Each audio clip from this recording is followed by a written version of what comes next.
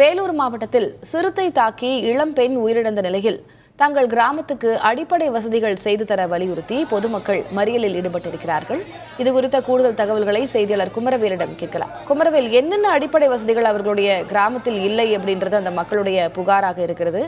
சிறுத்தை தாக்கி இளம்பெண் உயிரிழந்திருக்கிறார், அதற்கும் அடிப்படை வசதிகளுக்கும் எவ்வாறு அவர்கள் சம்பந்தப்படுத்துகிறார்கள்?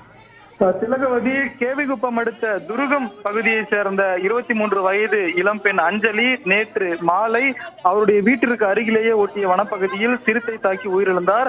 அவருடைய உடல் பிரேத பரிசோதனை முடிந்து தற்போது துருகம் பகுதிக்கு கொண்டு வரப்பட்டது.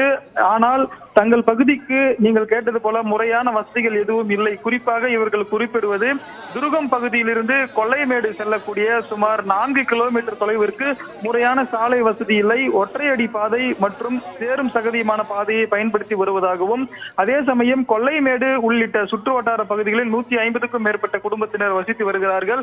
அவர்களுக்கு இதுவரை முறையான மின்சார வசதி, அதாவது மின் கம்பம் நட்டிருக்கிறார்கள். ஆனால் அதில் தெருவிளக்கு பொருத்தவில்லை. ஆகவால் இரவில் இருள் சூழ்ந்த ஒரு பகுதியாக காணப்படுகிறது.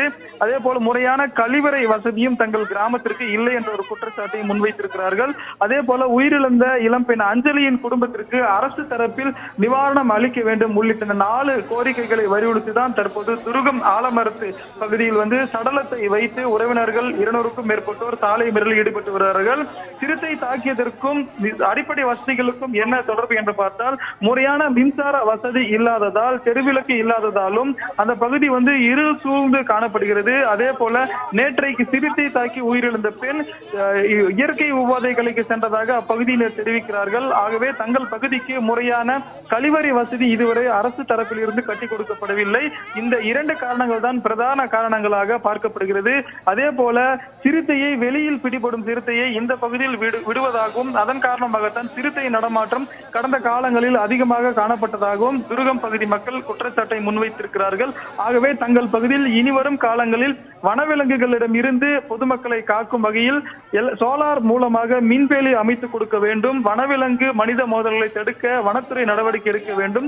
மாவட்ட நிர்வாகம் ஏற்கனவே எங்களுடைய நீண்ட கால கோரிக்கையான சாலை வசதி, மின்சார வசதி உள்ளிட்ட கழிவறை வசதி உள்ளிட்டவற்றை செய்து கொடுக்க வேண்டும் என்ற ஒரு கோரிக்கையை முன்வைத்துதான் தற்போது தொடர்ந்து சுமார் அரை மணி நேரத்திற்கு மேலாக துருகம் ஆலமரத்து பகுதியில் சடலத்தை எடுக்க விடாமல், ஊருக்குள் நுழைய விடாமல் ஆம்புலன்ஸிலேயே வைத்து மறியல் போராட்டத்தில் ஈடுபட்டு வருகிறார்கள்.